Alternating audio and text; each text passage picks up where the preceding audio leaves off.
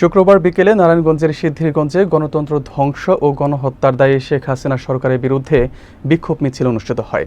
বিস্তারিত থাকছে SH মুন্না খানের প্রতিবেদনে। ঢাকা-চট্টগ্রাম মহাসড়কে সৌদি বাংলা মার্কেটের সামনে থেকে শুরু হয়ে মিছিলটি কাঁচপুর ব্রিজের নিচে দিয়ে শিমরাইল মোড় হয়ে ডাচ বাংলা ব্যাংকের সামনে এসে শেষ হয়। বিক্ষোভ মিছিলের নেতৃত্ব দেন সিদ্ধিরগঞ্জ থানা ছাত্রদলের সাবেক সভাপতি আব্দুল কাদের জিলানী হীরা। এতে নারায়ণগঞ্জ মহানগর ও বিভিন্ন থানা ও উপজেলার ছাত্রনেতারা অংশ নেন।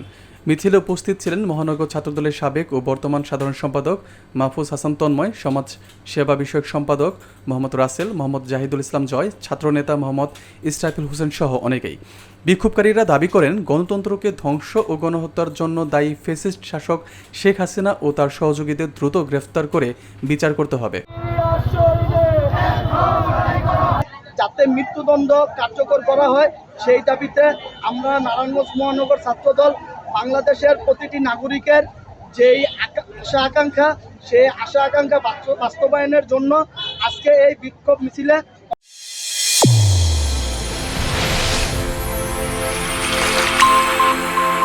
চ্যানেল A1 হৃদয় রেসপন্স।